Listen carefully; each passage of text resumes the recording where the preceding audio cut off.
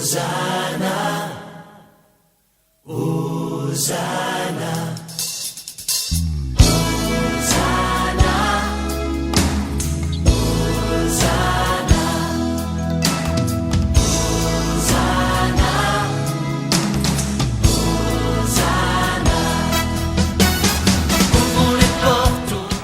restons debout. Tunabaki benye Nous kusimama prenons nos Bibles. na tunachukua mabiblia zetu. Nous sommes dans Ecclésias chapitre 3. Tunakuwa katika Mhubiri sura yake ya 3. Oui, nous lisons en français. Tunasoma tu katika lugha ya Kimombo. Nous y reviendrons. Ecclésiaste chapitre 3, Mhubiri sura yake ya 3. verset 1er.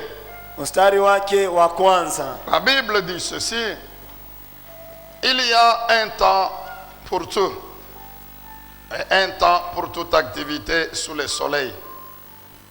Un temps pour naître, un temps pour mourir. Un temps pour planter, un temps pour s'aimer. Un temps pour récolter et moissonner. Ou moissonner. Un temps pour tuer, un temps pour guérir. Un temps pour démolir, un temps pour construire. Un temps pour pleurer, mais un temps aussi pour se réjouir. Un temps pour se lamenter, mais un temps aussi pour danser. Un temps pour lancer des pierres, et un temps pour en ramasser. Un temps pour embrasser, et un temps pour s'éloigner des embrassades. Un temps pour chercher, et un temps pour perdre. Il y a un temps pour garder, un temps aussi pour jeter. Il y a un temps pour déchirer, un temps aussi pour coudre. Un temps pour se taire. Oui, il y a aussi un temps pour parler. Un temps pour aimer, un temps aussi pour détester. Ici, ce n'est pas détester les hommes, c'est détester le péché, c'est détester le mal. Hapa haina kuchukia watu, lakini ni kuchukia zambi na mabaya. Un temps pour la guerre, un temps pour la paix. Mais quel avantage celui qui agit retire-t-il de la peine qu'il se donne? J'ai vu quelle occupation Dieu réserve aux humains. Il fait toutes choses bonnes, belles, au moment voulu. Alléluia. Au temps marqué. Il a même mis dans leur cœur la pensée de l'éternité. Même si l'homme ne peut pas comprendre l'œuvre que Dieu a accomplie du début à la fin, j'ai reconnu que leur seul bonheur consiste à se réjouir et à bien agir pendant leur vie. Et que si un homme mange, si un homme boit, si un homme prend du plaisir dans tout son travail, c'est un don de Dieu. C'est un cadeau de Dieu. J'ai reconnu que tout ce que Dieu fait durera toujours, sans qu'on puisse ajouter ou enlever quoi que ce soit. Et que Dieu agit de cette manière afin qu'on éprouve de la crainte devant lui. Oui, ce qui existe a déjà existé. Tout comme ce qui existera a déjà existé. Et Dieu ramène ce qui est passé. Waouh! Alors, nous sommes dans Luc chapitre 2, Tunakuwa Luka sura yake ya 2 verset 52, na mstari wake 52. concerne le temps de préparation du Seigneur Jésus-Christ. Inaelekea wakati ya matayarisho ya Bwana Yesu Kristo. Luc 2, 52. Luka sura yake ya 2 mstari wake 52. Luc 2, 52. Jésus grandissait en sagesse, en taille ou en stature et en grâce devant Dieu et devant les hommes. Enfin, Hébreux chapitre 11, le verset 7. Mwisho wa yote Waebrania sura ya 11 na mstari wake wa 7. Concerne la foi de Noé. Inaelekea imani ya Noa. Hébreux 11, 7. C'est par la foi que Noé, averti des événements que l'on ne voyait pas encore, et rempli d'une crainte respectueuse envers Dieu, a construit une arche pour sauver sa famille. Et c'est par elle qu'il a condamné le monde et est devenu héritier de la justice qui s'obtient par la foi. Est devenu parmi les grands hommes de foi héritiers de la justice qui s'obtient par la foi. Nous disons Amen, nous acclamons la parole Tunasema du Seigneur. amina na tunashangilia neno la Bwana. Ah, que Dieu vous bénisse abondamment, vous tous qui êtes encore là ce matin. Mungu amibariki katika utele nini yote mumekuwa hapa asubuhi ya leo. Qu'il ouvre les oreilles de votre esprit. Afungue masikio ya roho zenu. Il vous renouvelle son esprit de sagesse, d'intelligence et de révélation. Amefanyie upya roho ya hekima, ya akili, hata na ya ufunuo, Pour recevoir kwa ajili ya kupokea et saisir na kushika la pensée profonde du Seigneur ce matin encore. mawazo ya uketo ya Bwana ya asubuhi ya leo tena. Amen, bien-aimé. Amina. Nous parlons ce matin Asubuhi ya leo tunazungumzia sur la pensée, la sagesse suivante, juu ya mawazo na hekima ifuatayo, qui est une des clés importantes de la sagesse, inaokuwa mmoja ya mafungo ya lazima ya hekima, qui sont capables de déclencher des puissants et grands miracles dans votre vie. inakuwa na wezaji ya kufungua mamiujiza ya uwezo na ya munene sana mu maisha yenu. Alors, quelle est cette sagesse? Asa ile busara ni aje? C'est tout simplement comprendre Ni kuelewa tu l'importance du temps maana ya wakati et de la préparation. na ya matayarisho. Comprendre l'importance du temps et de la préparation. Kuelewa maana ya hekima na ya kutengeneza bintu wala matayarisho. D'abord, en rappel, je voudrais vous rappeler ceci. Asa mkingilio napenda kumikumbusha hivi. Depuis le dimanche passé, Tokea Jumapili iliyopita nous avons fait de cette déclaration que le prophète Zacharie a adressée à Zorobabel notre. na tulifanya hii kukiri kwa misemo ile Zakaria alisema kama iwe yetu sisi. Cette promesse que Dieu a adressée à Zorobabel en lui disant Na ile ahadi Mungu alimwambia Zorobabeli mkumwambia hivi que lève-toi, ya kwamba simama, amka reprends la reconstruction de ma maison, na anzulula majengo ya nyumba yangu, parce que la grande montagne kwa sababu mlima kubwa qui t'avait bloqué sur ton chemin, ilikuzuizaka njiani mwako je l'ai aplani. minesha kuisawanisha. Je l'ai aplani par la puissance de mon Esprit Saint. Minesha kuisawanisha kupitia uwezo wa Roho Mtakatifu yangu. Nous avons compris qu'aujourd'hui, Zorobabel, c'est toi, c'est moi. Na turelewa kwamba leo hili Zorobabeli ni wewe na ni mimi tena. Et fait de cette promesse notre rema. Na nafanya hii ahadi iwe neno letu la Et c'est ce que upekee. nous continuons à comprendre. Na ni hivi tena tukuendelea mkuelewa. Quoi que le diable fasse, Ingawa yoyote le shetani anaweza quoi que kufanya, les hommes fassent, ingawa yoyote le watu wanaweza kufanya, quoi que les sorciers, les ennemis fassent, ingawa yoyote le walosi na wadui wanaweza kufanya, ils ne nous empêcheront jamais kamwe abatatuzuizaka de bâtir nos vies, kujenga maisha yetu, construire nos vies, kujenga maisha ni yetu de les reconstruire. na kuijengulula tena, Parce qu'il y a une puissante promesse kwa sababu kunakuwa ahadi moja ya de uwezo notre Dieu, notre Seigneur Jésus-Christ, ya Mungu wetu na Bwana wetu Yesu Kristo. qui dit vous rebâtirez sur d'anciennes ruines. Inasema kwamba mutajenga pa ile mabomoleo ya Même zamani. si vos vies ont été ruinées, Hata kama maisha yenu iliharibiwa ya yoyote, vous rebâtirez mutajenga mara ingine par moi, votre Dieu, kupitia mimi Mungu wetu par la puissance de mon esprit. na kupitia uwezo wa roho yangu. C'est pourquoi ce matin, je voudrais encourager un homme Ndio kwa maana asubuhi ya leo napenda nitie kiasi mwanaume dont mmoja la vie est encore en ruine. ambaye maisha yake inesha kuharibiwa. Accroche-toi au Seigneur. We ambatana tu na Mungu, Appuie-toi sur le Saint-Esprit. egemea tu Roho Mtakatifu, Tu rebâtiras, mon frère. utajenga mara ingine ndugu. Ah, tu reconstruiras, ma soeur. Dada, utajenga tena mara Et ingine, toi-même, tu seras étonné na wewe mwenyewe utashangaishwa Nous avons compris que le diable n'a non plus la force Na turelewa kwamba shetani ana tena na nguvu pour nous empêcher de servir le Seigneur, njoo kutuzuiza kumtumikia tena de Mungu, bâtir la vision de l'Éternel, kujenga tena mara nyingine ono ya Mungu, de construire la vision de notre Dieu. kujenga ono ya Mungu wetu, Parce que sababu nos vies maisha yetu et l'Église na kanisa sont le champ de l'Éternel. inakuwa shamba la Mungu.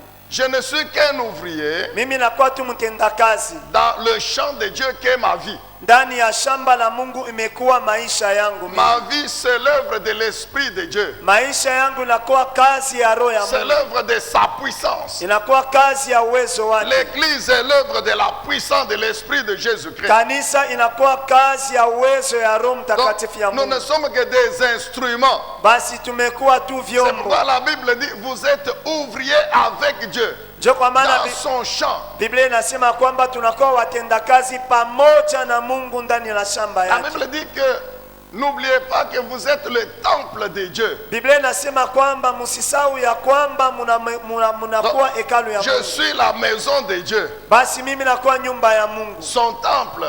hekalu yake. Amen.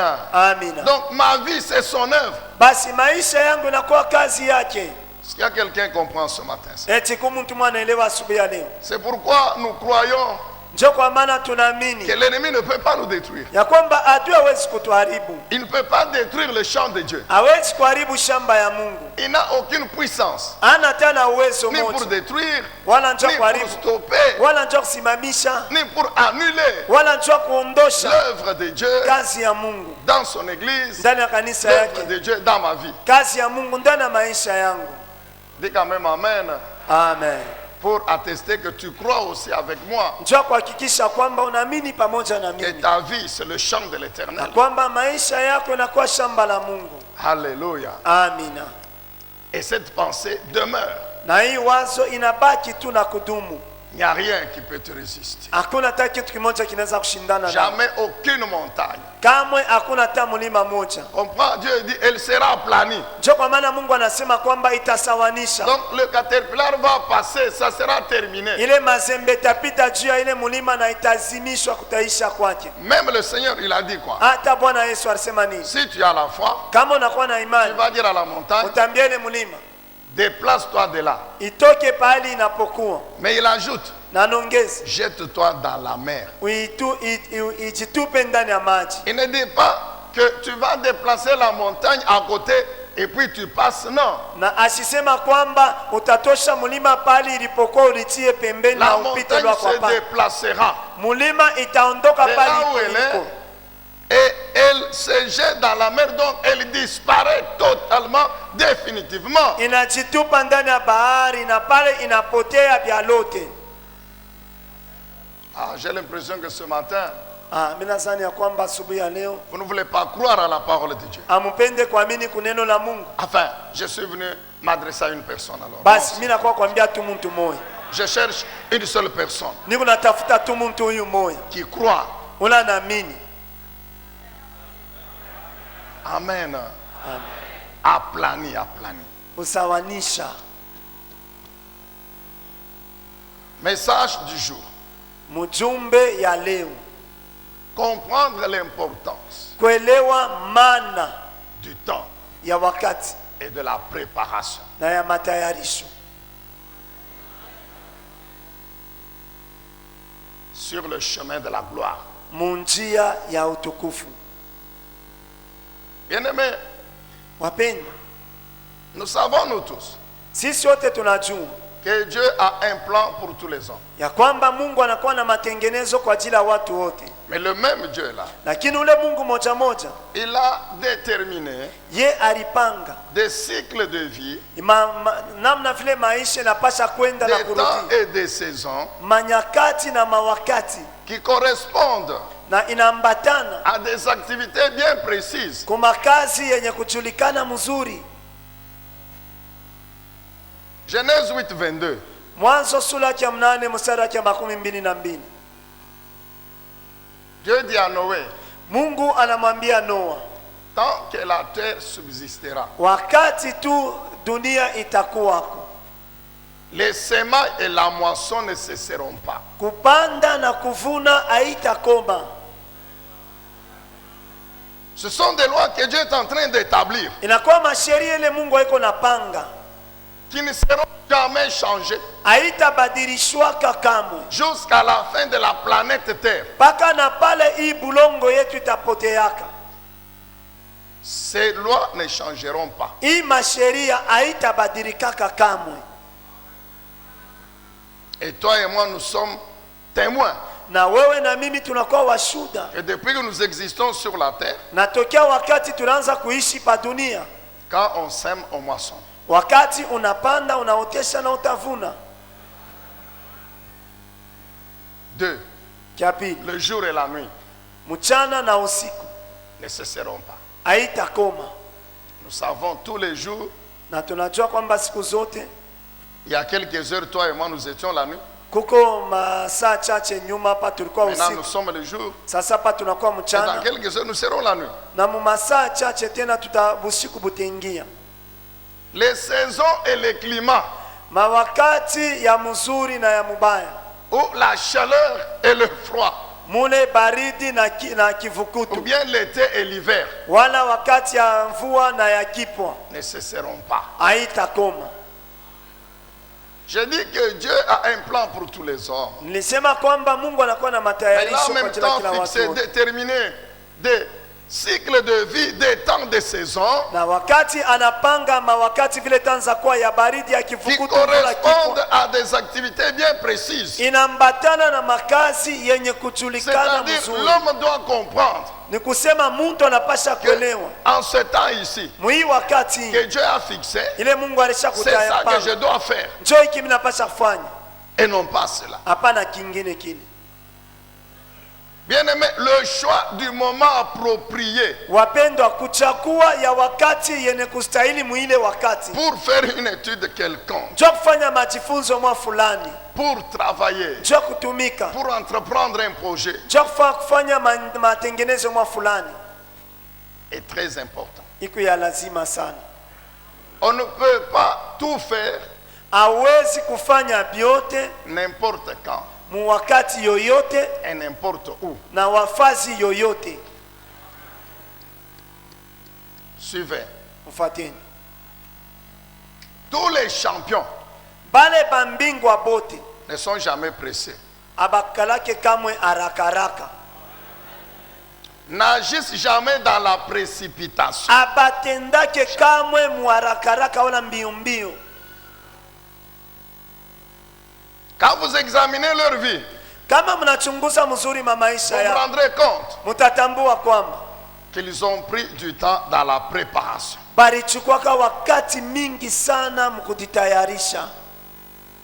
Nous avons lu avec vous Tulisoma pamoja na mwe cette déclaration attestant la foi de Noé. hii misemwa inahakikisha imani ya Noa. Nous avons déjà beaucoup parlé sur l'arche Tunesha kusemezeaka mingi sana njo ya safina que Noé avait construit. ile Noa alijengaka, Un véritable paquebot. ile merikebu munene sana À ya kweli. cette époque-là, Kwa ile wakati ile où il n'y avait pas encore tout ce que nous connaissons aujourd'hui comme atelier kule de akukwake fabrication de bateaux, yote ile tunajua ile machumba beko natengenezea mo mamerikebu comme technologie. kama teknolojia 150 mètres de long, 150 ya urefu 15 mètres de large, hata de hauteur, de ya, hauteur. ya kupanda juu. C'est-à-dire presque le double de ce bâtiment ici. Ni kusema mara mbili ya urefu ya hii chumba Et 25 mètres. na meta 25. Donc, tu vois notre temple ici. Basi unaona hii hekalu yetu hii Il a 36 mètres de long. inakuwa na mburefu bwake meta 36. Vous le multipliez par 4,5. Munajumlisha mara 4.5. Il a presque 8 mètres. 10 Inakuwa mètres, 10 mètres, 10. Le sommet là, il est autour de 10. na urefu yake ya juu inakuwa karibu na meta 10, Vous ajoutez encore 15, 5 mètres na munaongeza kwa tena juu yake meta 5 avec cette largeur-là. na hii upana wake. C'est ça le bateau que Noé avait construit. Ile njo merikebu Noa alijengaka. Mais ce travail-là, lakini ile kazi ile qui fait qu'aujourd'hui il soit parmi les héros de la foi, inafanya leo akuwe kati ya wambingwa wa imani. lui a coûté 96 ans.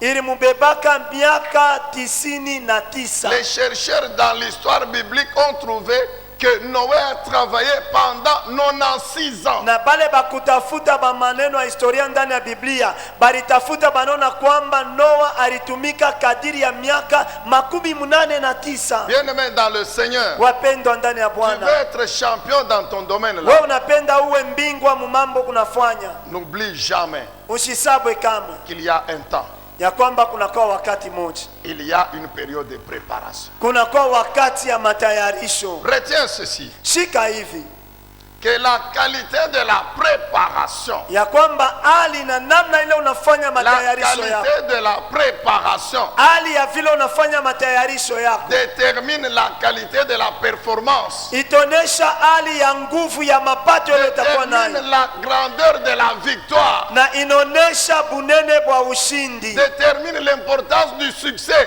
inaonesha maana ya kufaulu, de la réussite. ya Et kuweza, ça dans tous les domaines. na ile mumambo yote.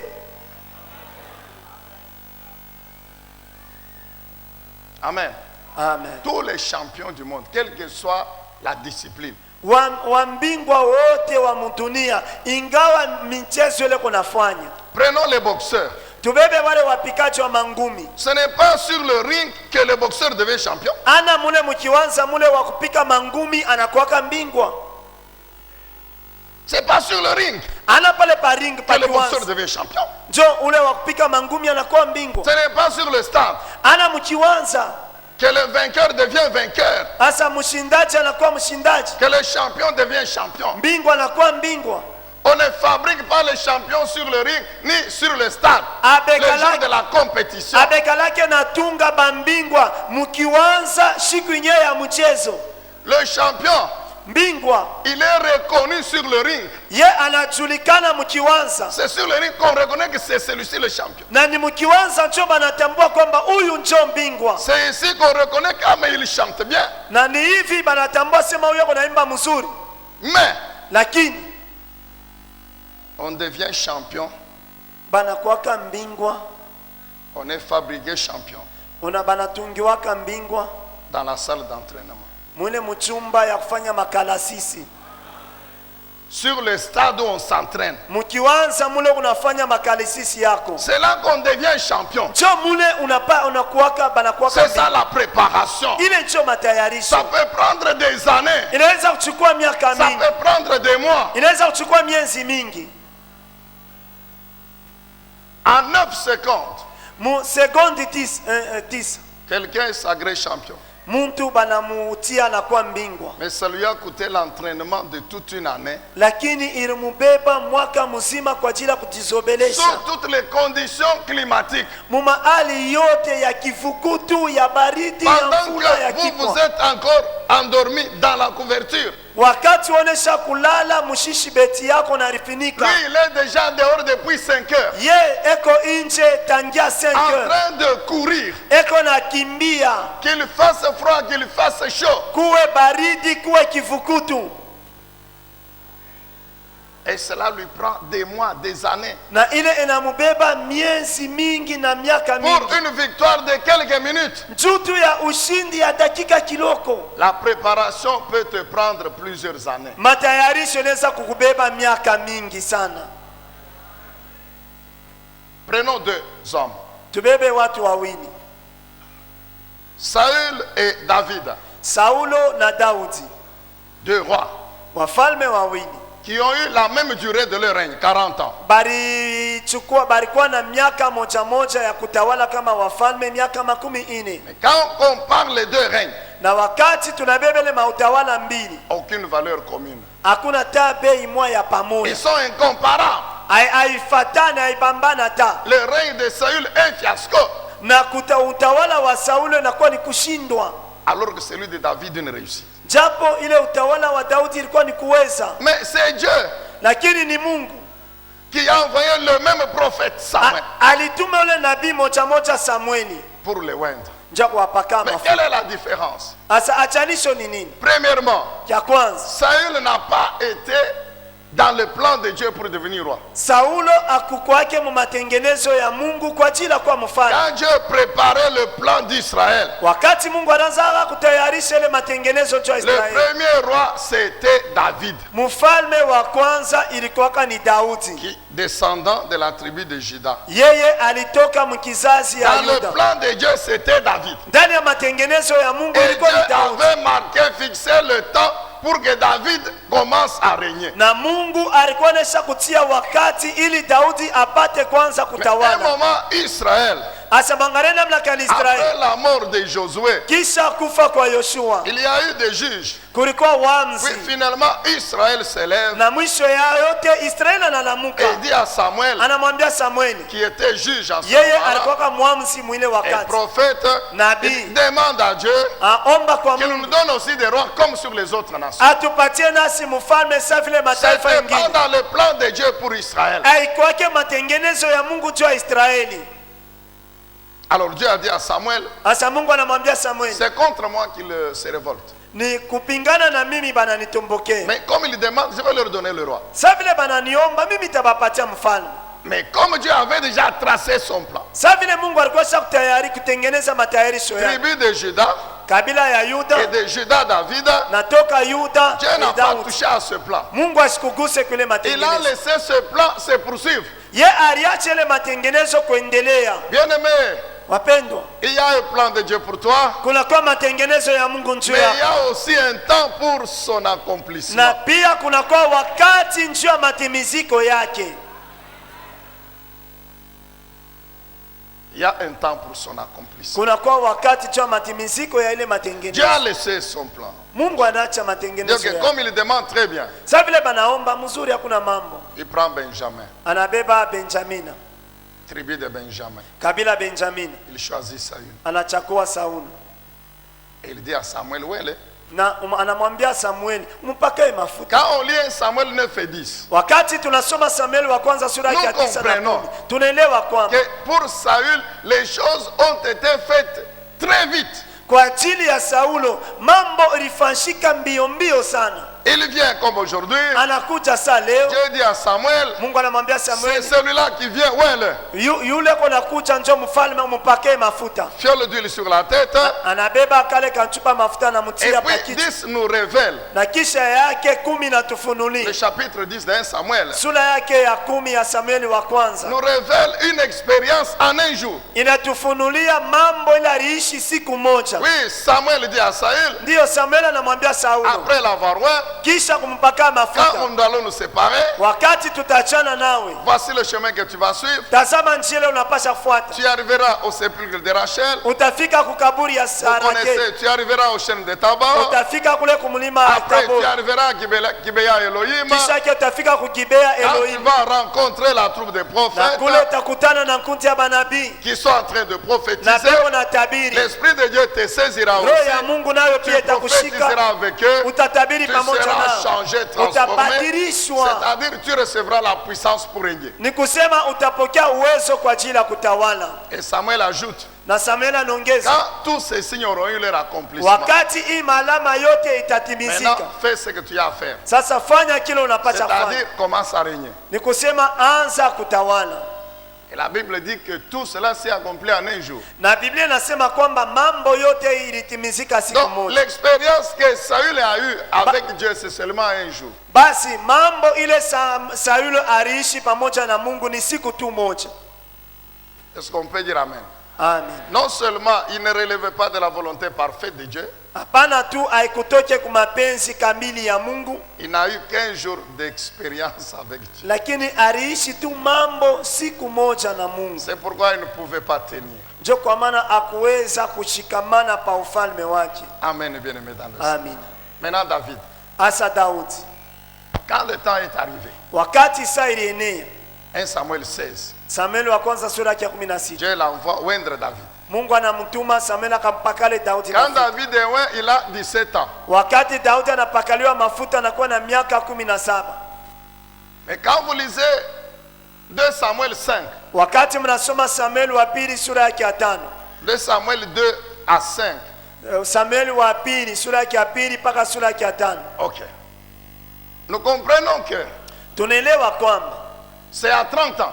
ni mumiaka makumi tatu. À 30 ans. Mumiaka makumi tatu. Que David a réellement commencé à régner sur d'abord Juda et puis sur Israël. Na Daudi anaanza kutawala mbele nchi ya Yuda na kisha yake anatawala nchi ya Israeli yote mzima. 13 ans de préparation. Miaka 13 ya matayarisho. Avec l'onction sur la tête. Na upako ya kifalme juu ya kichwa yake. Mais le trône, Lakini kiti cha ufalme occupé encore par Saül. mtu mwingine Sauli alishekala hapo. Et nous connaissons David. Na tunajua Daudi. Malgré les bizarreries de Saül. Ingawa ile maneno ya ovyo ya Sauli. Malgré la méchanceté, la haine de Saül qui arrivait jusqu'au point de vouloir le tuer. Ingawa roho mubaya ya Saulo ilianza kufika hata mkipimo ya kumua Daudi. David qui avait la possibilité de tuer Saül. Daudi ye alikuwa na ile bahati ya kumua Vous connaissez Sauli. cette histoire où Saül et ses gens sont en train de poursuivre David pour le tuer. Na mnajua ile hadithi ya Saulo pamoja na watu wake wako namfukuza Daudi kwa Ils ajili ya arrivent kumua. quelque part, ils sont fatigués, ils dorment. Na wanafika fasi moja wanachoka na wanalala. David vient, Daudi anakuja. il coupe. Vous voyez un peu, ça c'est quel sommeil. Ni bushingishi bwa jebune. Il coupe un morceau de la tunique de Saül. Anakata ka kipande ya kunkanzo ya Saulo. Et puis il monte sur le sommet de la Kisha yake anapanda juu ya mlima. Puis il réveille Saül. Kisha yake anamlamusha Saulo. Regarde, ça c'est ton habit. Asema Saulo, tazama hii ni kipande ya nguo Si ya. réellement je pouvais te tuer, je pouvais te tuer. Kama hakika mimi nilipasha kukua, mimi nilipasha kukua. Les hommes qui étaient David lui ont dit, mais ça c'est l'opportunité. Na bale bantu balikuwa pamoja na Daudi banasema hii ni bahati. Tout ce qui se présente devant nous comme opportunité n'est pas l'opportunité de Dieu. Yo- Dis amen. yo Ce n'est tele- pas la saison de Dieu. Yote leo kunaonekana mbele yetu kama bahati. Haikalake paka bahati ya David dit Mungu. non, non, Haina non, wakati ya non. Mungu. Moi je ne peux pas le tuer. Daudi anasema hapana, mimi Parce siwezi que kumua. mon temps pour le remplacer n'est pas encore là. Njoo wakati yangu kwa ajili ya kumkombola babu falme haiyafika. Et pendant ce temps, Na kwa ile wakati Dieu travaillait le cœur de David. Mungu anaanza kutumikaka moyo ya Daudi. Dieu travaillait le cœur de David. Mungu anaanza kutumikaka moyo wa Daudi. Avant même que Saül ne commence à le haïr, Dieu a permis qu'il passe des temps dans la cour royale de Saül pour voir comment un roi se comporte, comment il gère. Na mbele hata Saulo aanze kumchukia Daudi, Mungu aliruhusuaka Daudi apitishe wakati mumpango ya mfalme kwa ajili ya kujifunza namna kani mfalme kunaishi, namna kani 13 kunaongoza ans bantu na de binti. préparation. Miaka 13 Et ya quand le matayarisho. temps est arrivé, Na wakati saa ilienea, David qui était déjà bien formé par Dieu, Daudi alikuwa mwenye kufundishwa mzuri sana na Mungu, qui a fini par être dans la pensée de Dieu, par comprendre la manière d'agir de Dieu. na namna mwisho ya yote alifika kuishi mu maisha mu mawazo ya Mungu Ka- na kuelewa na namna ya Mungu ya kutenda. Quand bien même Saül est mort, Ingawa hata wakati Sauli alikufa, David, il organise des funérailles terribles pour le même Saül Na- qui voulait le tuer. na Daudi anatengeneza maziko moya ya mastajabu njo Saulo, mtu moja moja ule alipenda kumuua. 2 Samuel chapitre 1er. Samueli wa pili sura yake ya kwanza. Ah, David avait un cœur extraordinaire. Daudi alikuwa na moyo wa mastajabu. Il vante Saül. Eko na musifu Saulo. Il vante son ami Jonathan, fils de Saül. Anasifu sana rafiki yake Yonathana mwana wa Saulo. Les héros d'Israël sont tombés Wambingwa wa Israeli wanaanguka sur toi, montagne de Gilboa. juu yako wewe mulima Gilboa. Fille de Jérusalem, Wa binti wa Yerusalema, pleurez Saül, lieni Saulo. qui vous revêtez de cramoisie, Yeye alianzaka kumivika mavazi ya rangi ya qui ya faisait samba, votre gloire. na alianzaka kufanya utukufu Ça, wenu, il fallait être David. na ile ilipasha kuwaka Daudi. Et puis après, Na kisha yake il ne s'installe pas. na anashanga Il ne s'installe pas sur un... ashikale pakiti yake ya ufalme. Non, non, Hapana, vous le savez, non? Mnajua La yote. Bible dit au chapitre 2 Biblia inasema que kusura ya pili, David consulta l'Éternel. Daudi akamuliza Mungu. Bien-aimé, une chose est le plan de Dieu pour toi. Wapendwa ndani wa Une autre est de reconnaître le temps kitu kimoja, kuna kwa marqué matengenezo par Dieu lui-même et les étapes. matengenezo ya Mungu juu yako, na kitu kingine unapasha kuuliza Mungu juu ya Sur wakati, le même plan là. mpaka juu ya ile wakati. Quelles sont Matengenezo les moja étapes? ni vipande kani. Je vous parlerai un jour sur ne jamais négliger les détails. Na temizungumuzaka siku moja, usizarau kamwe tubintu tuloko. Dans le magasin de Dieu, il n'y a pas de vente en gros. Ndani ya duka ya Mungu abauzishake bintu bya mingi mwakati moya. Dieu n'a jamais été un grossiste. Mungu ye ashakwaka ule mtu akuzisha bintu bya mingi mwakati moya. Jamais. Bebeni bya mingi kama. Dieu est un détaillant. Mungu ye anoshaka kitu kimoya kingine. Il commence comme ça. Anaanzia mbele hivi. Puis il ajoute un peu. Kisha yake anaongeza tena. Non, il faut chercher quelque chose de plus grand que ça. Natafuta kitu kinene kuliko hiki. Tu as compris. Même la Bible, c'est le plus grande que celle-ci, non?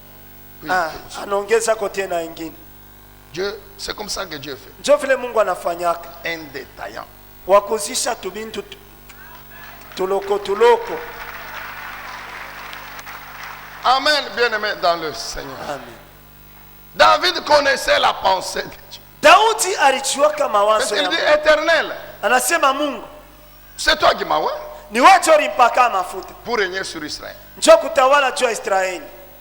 C'est vrai que Saül est mort. Ni kweli Sauli anakufa. Maintenant, Sasa je vais dans quelle ville? mitenda mumuji kani? Dans quelle ville monterai-je? Ndani ya muji kani mimi taenda? David ne dit pas à Dieu, Seigneur, je t'en supplie au nom de Jésus. Moi, je veux aller m'installer dans telle ville. Non. Daudi asisema kwamba Mungu mimi nakusi katika jina la Yesu mimi tenda kuikala pa ile kiti, hapana. Non, Seigneur, tu vois, comme j'ai l'onction, le trône est vide, alors permets que j'aille là-bas. Mungu unaona safini kuna upako ya kifalme, kiti ya mfalme iko wazi, uruhusu nikekale pale, hapana. Où monterai-je? Taenda wapi? Dieu aussi lui répond. Mungu na yana Non, mjibu. non. D'abord, il pose la question suivante. Mbele anauliza hii swali. Monterai-je dans une des villes de Juda? Nitapanda katika mmoja ya miji ya Yuda? Monterai-je Nitapanda dans une des villes de Juda? mmoja ya miji ya Yuda? Dieu dit monte. Mungu anamwambia sema panda. Mais Dieu ne lui dit pas où. Lakini Mungu ashimuoneshe wapi. Dieu dit seulement, oui, tu peux monter. Mungu anamwambia sema ndio unaweza kwenda. David comprend que c'est Dieu, il faut que je lui pose encore la question. Daudi anaelewa sema ni Mungu, Oui, inapasha tena il nimuulize me swali. dit que je monte, mais je vais monter où? Ananyambia niende wapi? David lui dit, où éternel? Daudi anamuuliza wapi Mungu? À Hébron. Mungu anamwambia kwa Hebroni. Merci Seigneur. Asante Bwana. David arrive à Hébron. Daudi anafika kwa Hebroni. Il se rend compte Anatambua kwamba qu'il n'y a qu'une seule tribu, celle de Juda, qui lui est soumise. mnakuwa tu kabila moja, ile ya Yuda ndio kuna mutii. David, malgré la force qu'il avait, Daudi ingawa nguvu yote alikuwa il nayo, avait l'armée commandée par Joab. ye alikuwa na jeshi inayoongozwa na Yoabu. Abner était partisan d'un des fils de Saül, Ishbosheth. Na Abner alikuwa mmoja ya watu wa mmoja ya watoto wa Sauli, Ishbosheth. David a compris qu'Abner et Ishbosheth ne voulaient pas se soumettre à lui. Na Daudi anaelewa kwamba Abner na Ishbosheth habakupenda kutitiisha kwake. Et les 11 autres tribus. Na ile makabila 11 ingine. Il ne s'est pas intéressé à ça. Ye ashikuangalia tena ile mambo Il a yao. compris que pour le moment, Ye anaelewa sasa kwa hii wakati. je commence sur Judas, c'est fini. Nanzia hapo njuu ya Yuda kunesha pale. C'est après 7 ans et demi Ni kisha miaka 7.5 que Dieu Mungu prend les autres là-bas, qui viennent eux-mêmes, anabeba bale bengine bo benye banarikuia. après tout, Kisha yote même à l'époque de Saül. hata mwakati ya Sauli C'est toi qui étais notre roi. ni wewe ndio ulikuwa mfalme wetu. Alors règne sur nous tous. Sasa tawala njuu ya sisi wote. Amen, bien-aimés dans le Seigneur. Amina. Joseph, Yosefu que nous connaissons tous. ule sisi wote tunajua. Genèse 37.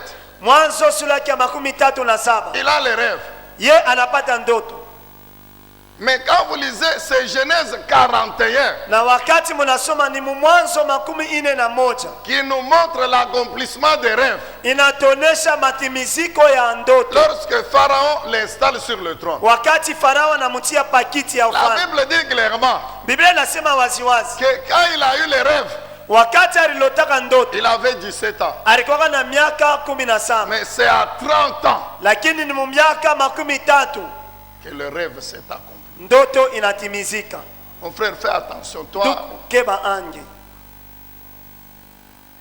beaucoup de gens qui ne comprennent pas ces choses. bantu bamingi balabelewe hivi bintu, Bien que, ayant reçu le don de Dieu, ingawa balipokea bien ile qu'ayant karama ya reçu Mungu l'appel de Dieu, na mwito ya Mungu, mais ils ratent tout lakini banakosa à vyote cause de la précipitation. kwa ajili ya uharaka.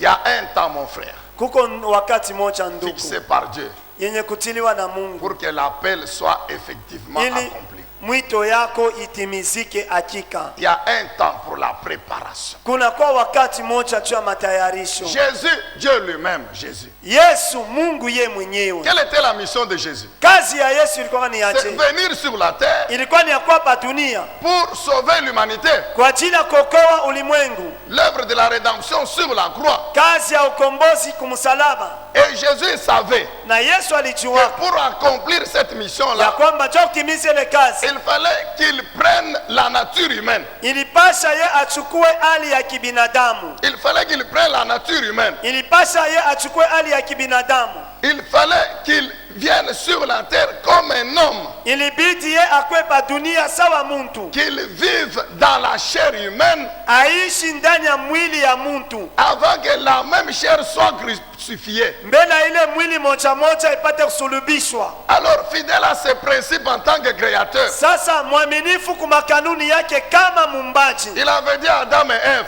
alimwambia Adamu na Eva, soyez féconds, muwe na uzao multipliez-vous, remplissez la terre. na mutijumlishe na mujee C'est dunia. ce jour-là qu'il avait établi Ni ile siku ile alitiiyaka que tout homme devait naître comme un bébé. muntu wote alipashaka kuzalikwa saa mtoto mchanga, Et lui décide de venir sur la terre comme un homme. na ye anakamata mpango ya kwapa dunia saa muntu Donc, il wote, ne pouvait que passer par le même chemin. na alipasha kupitia paka pa ile njia moya moya. Et ça, les Juifs n'avaient pas compris. Na ile Wayuda hawakuelewaje, Et ce qui a fait leur difficulté. na njo ile ilifanya Ils magumu yao. croyaient que le Messie viendrait comme un ange là-bas adulte. Hein? Bo barizaniaka sema Masia alipasha kwa sa ule malaika mwenye kukomea. Hapana, La première victoire que Jésus a remportée, ushindi ya kwanza ile Yesu alipata c'est sur le péché vivant dans la chair. ni juu ya zambi, ye mwenye kuishi ndani ya mwili. Jésus ne pouvait pas vaincre le péché dans nos vies sans commencer par lui-même vaincre le même péché dans sa vie. Yesu akuweza kushindaka zambi mu maisha yetu kama ye mwenye akuanzia peko kuishi kushinda zambi mu maisha yake. La Bible ne dit pas que c'est Jésus Dieu qui a été tenté en toutes choses. Na Biblia yasema kwamba ni Yesu Mungu alijaribiwa kwa mambo C'est yote. Jésus un homme. Ni Yesu muntu, Jésus homme. Yesu muntu. Il devait vaincre le péché dans le corps ici. Ye alipasha kushinda zambi ndani ya hii mwili. C'est pourquoi Romains 8, 1 à 3, 4 nous révèle Jo kwa maana wa Roma sura ya 8 toka mstari wake wa ayant kwanza mpaka wa vaincu le 4 péché dans la chair, inatufunua kwamba mwenye kushinda zambi ndani ya nous mwili, qui croyons en lui, sisi tunaamini nous ndani yake, recevons par sa puissance tunapokea kwa uwezo la wake capacité de vaincre aussi le péché dans le même corps. ile wezaji ya kushinda zambi moya moya ndani ya mwili yetu. Je vous ai toujours dit, Mimi niambia kila mara c'est ce même corps qui était adultère hier, ni hii mwili moja moja ilikuwa mzinifu jana, qui était pécheur hier. ilikuwa mtenda zambi Mais jana, aujourd'hui, le même corps ne commet pas le même péché. lakini hii leo hii mwili moja moja tena haifanye Hier, zambi. j'étais ivrogne dans le même corps. Jana nilikuwa mlevi ndani ya hii mwili moja moja, Aujourd'hui, je ne suis pas ivrogne. Toujours le même corps. Le corps n'a pas changé. leo mimi sina tena mlevi paka ndani ya hii mwili moja moja, lakini haibadiliki. Pourquoi aujourd'hui j'ai la victoire sur le péché dans le même corps? Jua nini leo mimi nakuwa na ushindi juu ya zambi paka Parce ndani ya hii mwili que moja Christ moja, a vécu avec le même corps et a vaincu le péché. kwa sababu Dans ce corps-là. Kristo aliishi ndani ya hii mwili moja moja na anashinda zambi paka ndani ya hii mwili moja moja. Si Jésus était venu, Kama Yesu yeye il alikujaka vient aujourd'hui, na leo demain il monte sur la croix, kesho anapanda kumsalaba, il allait descendre. alipasha kushukaka. Donc il vient là, adulte là, Anakuwa mwenye kukomea leo hii. et puis on l'arrête. Kisha yake banambamba. Il n'allait même pas monter. Il n'allait même pas monter sur la croix. Ashikupasha kata kupanda kumsalaba. Il lui a fallu un temps de préparation. Ilifai akwe na wakati ya matayarisho. Suivant le même plan que lui-même a tracé pour qu'un homme vienne sur la terre. Eko nafuata matengenezo ile ye mwenyewe alikosa kutayarisha C'est chungu kapate kwa bien patuni. sûr, mais par la puissance du Saint-Esprit, nous le savons. Na tunajua kupitia uwezo wa Roho Mtakatifu. Mais Jésus est sorti comme un bébé, comme tout le monde. Lakini Yesu alitoka sa mtoto wa maimai. Et Luc 2 nous dit quoi? Na Luka sura ya pili Il na grandissait aranza kukomana comme tout enfant. sa mtoto wote, Et la sagesse augmentait. na hekima iraanza Et la taille kuongezeka augmentée. na kimo yake iraanza kuongezeka. Amen, bien-aimé. Amen. Est-ce qu'on peut dire Amen? Amen. Si Jésus qui est Dieu, Kama Yesu leye qui a anakuwa pris Mungu, la forme humaine, alichukua hali ya pour nous donner kibinadamu, l'exemple, ndio kutupatia mfano. c'est donner le temps de préparation. Alijipatia wakati ya kujiandaa wala Il n'y kujitayarisha. a que toi qui n'as pas le temps de préparation. Kuna kwa paka tu wewe aona na wakati ya matayarisho. Quand il commence le ministère, Wakati anaanza utumishi wake 3 années et demie, miaka 3.5, ce n'est pas à 30 ans qu'il est monté sur la croix. ana mu miaka 13 ye alipanda Ça, c'était kumsalaba. la première phase. Ile ilikuwa ni La kipande ya deuxième kwanza. phase de préparation, 3 années et demie, Kipande ya pili ya matayarisho miaka 3.5, au cours de laquelle il devait accomplir la deuxième partie de la mission. mwisho yake alipasha kutimiza kazi ya pili, Prêcher la bonne nouvelle, kuhubiri habari njema, enseigner la parole de Dieu, kufundisha neno la Mungu, opérer des miracles, kutenda miujiza. tout cela pour démontrer qu'il est Dieu Yote ndio kuonesha kwamba yeye anakuwa Mungu et le Messie, na Masia, le Sauveur. mkombozi. Est-ce qu'on peut dire Amen? Amen. Pendant ce temps-là, Kwa ile wakati il prépare les apôtres. ye eko na tayarisha wa mitume 3 années et demie. miaka 3.5. Bien-aimés, Wapendwa, nous savons que malgré les 3 années et demie, tunajua ingawa ile miaka 3.5, quand Jésus est mort, wakati Yesu alikufa, quand il est ressuscité, wakati alifufuka, et qu'on leur a annoncé, na bali bambiaka ils ont refusé de croire, non? balikatala kuamini, sivyo? Mais ils étaient avec Jésus tous les jours. Lakini balikuwa pamoja na Yesu La siku Bible yote. dit le Seigneur leur a parlé de sa mission, de sa mort, de sa résurrection à 3 reprises. Na Biblia inasema kwamba Bwana Yesu alibazungumzia kwa ajili ya kazi yake ya kufa kwake na kufufuka Non, kwake mara j'ai reçu 3. l'onction. Hapana, De toute nilipokea façon, j'ai upako. déjà ressuscité beaucoup de morts. Mbele ya yote nimeshakufufulaka bafu Je ne vois bamingi. pas pourquoi je dois attendre. Sijui njoo nini napasha kungojea tena. Très bien. Mzuri sana. Comment vous êtes resté calme? Je mnabakia kimya? Calme. Mon frère, Ndugu yangu, même si tu as rêvé, on te dit que non, toi, homme d'affaires. ndugu, hata kama ulilota banakwambia sema wewe utakuwa mchuruzi munene. C'est le même jour que tu dois maintenant emprunter l'argent. Ni paka ile siku moya moya unapasha kwenda kongola makuta benyewe Et tu entres dans l'avion pour aller à Dubaï, vraiment. na unaingia mu avion nenda ku Dubai, hakika tu ni vya kweli. Assieds-toi d'abord. Ikala mbele. Tu vois, même les calculs élémentaires ici, tu ne les maîtrises pas très bien. Unaona hata tu mahesabu Tumemetrizi tu pa, twa chini tumemetrizi chini pa. tu atu au tubambe mzuri. L'arithmétique élémentaire ici. Parce que tu n'as pas été à l'école. Quand tu étais à l'école, tu étais un farceur. Donc tu ne connais pas la multiplication ici. Tu ne connais pas, mon cher. Hata Les calculs mentaux ici, tu ne connais pas les calculs mentaux. tu mahesabu twa mu mawazo wala kuandika au yue njoo wakati unaanza kufundaka wewe unaanza pa C'est vrai. kufundisha kuna Tu vas dire que j'aurai un gérant. Très bien. unasema mzuri Mais utaanza le kulinda gérant, kitu ya il bantu. connaît la comptabilité. Asa wakulinda mali ya bantu anajua S'il n'est kama pas hesabu. chrétien, s'il est habité de l'esprit du diable, il va te rouler. Tu ne comprendras pas qu'il te roule. Kama yeko na mpeko mchafu ya shetani ataanza kukuiba na utajua sema kuna kuiba. Calme. Inventaire ici, oui, ah oui, inventaire ni nini d'abord, inventaire ni nini. Hein, Tu ne connais l'inventaire, pas tu ne connais même pas comment on fait l'inventaire. Qu'est-ce que c'est l'inventaire? Tu n'en connais rien. Prix de revient à Ouyoué. Le prix de revient à Ouyoué, Prix d'achat à Ouyoué. Prix Ah. de vente à Oubiyoué, mon frère. bénéfice à Ouyoué, ma frais à Oujoué. Aouye comment on a calculé le prix de revient? Tu ne connais pas. À Oujoué. Mais on va te rouler. Ça, c'est Chibatakuiba. Toi seulement, allez, tu rentres avec des conteneurs. Tu pars, tu rentres avec des Oui, conteneurs. ni kwenda unarudia paka na Jamais tu makontener. t'arrêtes que je fasse d'abord l'inventaire. Kama ausimamake ujue asema kama mimi naenda ni Eh, benefisi mon gani frère, mimi ma nitapata soeur. aujue. Prends du temps, étudie, fonde mon cher. Ndugu na dada, chukua wakati mingi sana Les étudie. muscles des notions élémentaires de Hata commerce. tumabintu twa chini De commerce. twakuzisha nato tumabintu Les calculs. tumajifunzo twa chini. Non, bien sûr, je sais que les calculatrices sont partout, même sur le téléphone. Mimi najua sema makalkulatrice kufasi yote hata pa masimu yetu. Mais Lakini les résultats que la calculatrice donne, ce sont les éléments que toi tu donnes. na ile matokeo kalkulatrice kunaleta ni bintu bile wewe kunaambia kalkulatrice kupatia. Toi, tu ne connais pas comment calculer le prix de revient. Tu calculeras les bénéfices comment? Sasa we aujue namna kani banapataka prix de revient asa bénéfice utaipataka je? Et puis, Kisha tu paieras la vraie dîme comment? chekumi ya bya kweli utailipaka je? C'est ainsi que tu es parmi les gens qui volent Dieu dans l'église. Njo kwa maana unakuwa kati ya bale bantu beko naiba mkanisa. Tu commences aujourd'hui. Unaanza leo. Mais tu veux qu'on te compte parmi ceux qui ont commencé il y a 10 ans. Unapenda bakupatie kati ya bale barianzaka kwa miaka 10 kuhubiri. Notre Dieu ne commence jamais grand. Jamais. Mungu wetu Dieu ashanzake commence kamwe mkubwa, anaanzaka kitoko. Est-ce que tu as d'abord été au marché? Uone shakufika kwa mbele munsoko.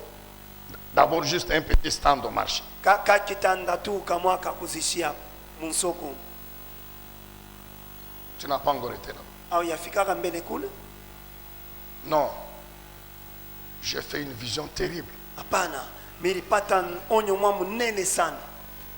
Et tu commences à chercher l'argent. Na unaanza kutafuta fedha. Seigneur, ouvre les portes. Bwana fungula milango. Seigneur, ouvre les portes. Bwana fungula milango. La bouche demande, Seigneur, ouvre les portes. Kinywa kikunaomba Mungu fungula milango. Les yeux physiques fermés. Macho ya kimwili ya Mais les kufunga. yeux spirituels sont chez l'autre là-bas, chez l'ami là, la roche. Lakini macho kwa kiroho Donc pendant que la bouche dit, Seigneur, ouvre les portes. wakati kino unasema Bwana fungula milango. Toi-même, tu sais que dès que je dis Amen, je prends les bus à la roche. We mwenyewe unajua sema wakati mimi nasema amina mimi nachukua bisi mimi nenda kurwashi. Amen, bien-aimé. Deuxième chose. Kitu ya pili. Deuxième chose. Kitu ya pili. Les choses de valeur. Bintu bya bei. Les grands succès. Ile kufaulu Les grandes réussites. makuweza kule kunene sana. C'est le fruit de la semence, de la patience et de la préparation. Inakuwa tunda ya mbeko ya uvumilivu na ya matayarisho. Le fruit de la semence, que la patience et la préparation. Inakuwa tunda ya kazi ulifanya katika uvumilivu. C'est ainsi qu'on peut moissonner de grandes réalisations. Na ni hivi unaweza kuvuna mabintu binene. Bien-aimé, l'impatience te coûtera cher. Wapendwa, kutokuvumilia kutakulipa mubaya sana. L'empressement, la précipitation. Ile waraka na kufanya bintu mbio mbio. Comme moi aussi. Moi aussi. Surtout, comme on nous dit toujours, que Dieu a aussi pour toi, oui. Zaidi sasa vile banatuambia sasa Mungu na yeye anakuwa na njia yako wewe. Il n'y a personne qui peut envier l'autre. Très bien. Hakuna mtu anaweza kutamania mzuri mwingine, mzuri. Dieu a pour toi. Mungu anakuwa na kitu juu yako. Et il le fera à son temps, lui. Na atafanya kile kitu mwakati yake. Et il a ces principes que tu dois suivre. Na anakuwa na makanuni yake ile wewe unapaswa kufuata. Alléluia. Amen. Amen, bien-aimé. Amen. C'est vrai, tu as le potentiel. Ni C'est kweli vrai, unakuwa na tu as ile le don. asili. C'est vrai, tu as le talent. Ni kweli unakuwa na ile karama, unakuwa na ile Mais talanta. il faut du temps Lakini inapasha wakati pour se préparer. sio kujitayarisha. Afin quand tu commences à exercer Ili wakati utaanza le kutumikisha don, le talent, tu réussisses. karama yako na talanta uweze. Ainsi tu seras béni. Na pale utabarikiwa. Une chose est d'avoir le potentiel. Kitu kimoja inakuwa ilikuwa na Une hazina, autre, c'est de se préparer pour, avant d'exercer le potentiel, le don. ingine inakuwa Mon frère. kujitayarisha mbele we kutumikisha ile talanta On yako parle na souvent karama yako. des évangélistes. Kila mara tunabeba mfano bapacha habari njema. C'est vrai, bon, on a rêvé, toi-même tu as rêvé évangéliste. Ni kweli wewe mwenyewe ulilota sema kumpasha habari njema. Suis la formation, mon frère. Fuata mafundisho nduku. Sinon, au lieu d'amener les âmes à Christ, toi tu vas les amener à Satan. Sivyo pali pawe kupeleka manafsi kwa Kristo utaanza bapeleka kwa shetani. On te dira comment tu dois t'habiller. Batakonesha namna kani unapasha kuvoila. Dad, comment tu dois t'habiller. Ma sœur, comment est-ce que tu dois unapasha kuvoila? On te dira que quand tu vas en évangélisation, Batakwambia se wakati unaenda kupasha habari on ne dit njema. pas que tu dois aller sale, non. Abasema kwamba utenda wa buchafu hapana. On va te dire qu'il ne faut pas, on a dit pempe là, on voilà. Non, parce que au lieu, donc, tu es en train de prêcher, imaginez que tu es en train de prêcher à un homme, l'évangile. Batakwambia sema wakati unaenda kuhubiri haifai unarivola tumalamata unaripenta penta. Non, non, 2 boucles d'oreilles ici, 3 ici, 3 chaînes ici, 4 banques là-bas. Non, il restera à t'admirer, à te contempler, il n'écoutera pas la parole. Kurishikio moyo unesha kweka kwa vya kumashikio biwiri ushakuvala bimashenet. Ule mwanaume pali paye kushikia bila kunamwambia ataanza kukulengamia vile usha kulipamba. Mon cher, surtout un homme, il va seulement te contempler.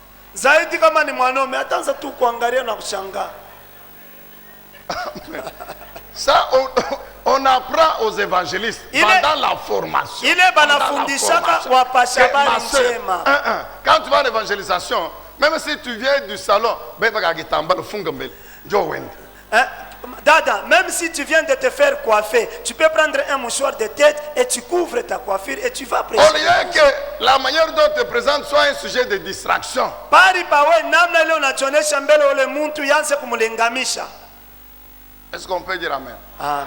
Il y a la formation, mon frère. Kuna kwa mafundisho nduku. La parole de Dieu, tu ne la connais pas encore bien. Neno la Mungu we auyaichia mzuri. Non, comme on a dit que je suis pasteur, je commence. Sa vile banasema niko pastori mimi naanza tu lwangu. Vous savez, quand nous étions en Viens-Voir, Mnajua wakati tulikuwa kuvia voir. du vivant de Papa Albert, Wakati Papa Albert alikuwa mzima. un jour, bon, il y avait des temps où aujourd'hui, cette semaine sont les diacres, puis les anciens, les gens. Mnajua baraza tupatiaka machuma mwasema hii ni bazee batafundisha hapa ni washemashi na bengine. Bien que j'étais un des responsables du diaconat, Ingawa mimi nilikuwa mmoja kunasimamia kundi ya washemashi. on pouvait aligner des diacres. Baliwezaka kupanga washemashi bahubiri. Mais moi, on ne m'aligne pas. Na mimi banipange kuhubiri. Un jour, un ancien me dit, mais, prof, mais toi, comment on a aligné tout le monde, mais toi, on ne comprend pas comment on t'a oublié. Siku moja mzee ananiambia sema prof, je banapanga bashemashi bengine mewe abakuweke. Atuelewe njoni abakuweke. Bon, de la façon, comme à l'époque, je n'avais pas encore rêvé que je deviendrais pasteur. Na sabile mi wakati shikulota kiasema itakuwa shikuma Je lui ai pastor. dit, non, non, moi, ce qui m'intéresse, c'est étudier la parole de Dieu. Na mimi nimwambia hapana, mimi wangu ile inanifurahisha na kunipendeza mimi kufunza tu Surtout neno. qu'on nous dit que c'est lui qui écoute. Zaidi banatuambia sema ule konasikia Il est plus enrichi que celui qui enseigne. anatajirishwa sana kuliko ule konafundisha. C'est pourquoi j'aime écouter. Ndio kwa maana mimi napenda kusikia. On quitte là-bas, on vient ici. Tunatoka kule tunakuya hapa. C'était rare que Papa Albert Haikuwa kitu sana wakati wote Papa Albert anaanza mais kuleta souvent, il me surprenait aussi. kila mara na yeye anaanza kunishutushaka ni ubiri. Il prêche comme ça, premier culte, on termine. Anahubiri vitu kuibada ya kwanza tunamaliza, Puis il m'appelle au bureau. kisha ananiita kwa ofisi. Il dit, c'est toi qui prêches au deuxième culte. Anasema ni wewe ndio utahubiri kuibada ya pili. Ça, c'était la formation. Ile ilikuwa ni mafundisho. Amen. Amen. Quand j'étais à Viens-Voir, Wakati mimi nilikuwa kuvia info. je ne me rappelle pas avoir raté une intercession le matin. Mimi sikumbuka À moins sema, que je ne sois absent ou Mbashi ou malade. sikumbuka hata siku moja mimi nilikosaka kumaombi asubuhi.